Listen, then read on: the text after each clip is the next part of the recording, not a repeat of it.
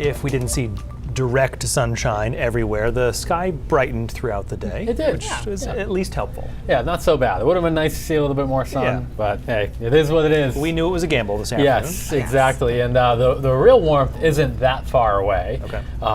Southern New Hampshire into the 60s, and here's the map. We'll show you Southern New England too. 66 in Hartford, Albany, New York. The border. Right over the line. So It is.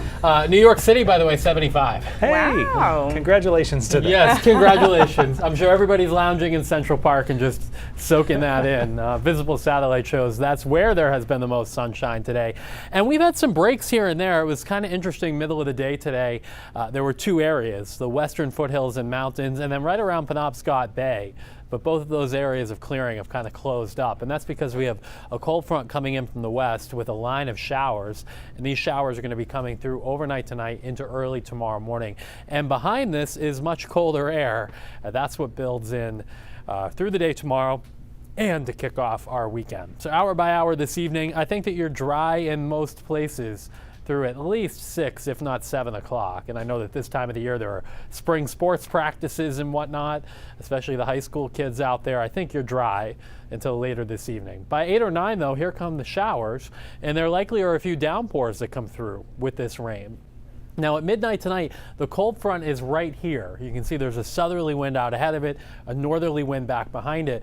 We'll see if the precipitation hangs back in that colder air. There could be some wet snowflakes that mix in spots, best chance being in the mountains and perhaps interior down east, but most of the precip is long gone by sunrise tomorrow. And then we have that colder air coming in from the north, but with that, the temperatures are not going to go up much at all tomorrow. You can pick the town closest to you and you see they barely move. We may get into the low 40s over southern Maine, but otherwise 30s and 20s up north tomorrow afternoon. Tomorrow evening's a cold one. If you have Friday night plans, these are your 10 o'clock temperatures. And look at the lows by Saturday morning, down to 16 in Portland, 12 in Bangor, single numbers across the north.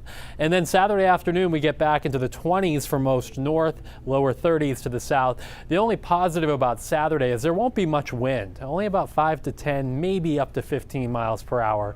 So that will help, and we'll have a mix of sun and clouds. So even though it's chilly on Saturday and abnormally cold for the time of year, it doesn't have the same bite it would have 6 weeks ago. On Sunday, there's a little trough that comes through, maybe a flurry, especially to the north.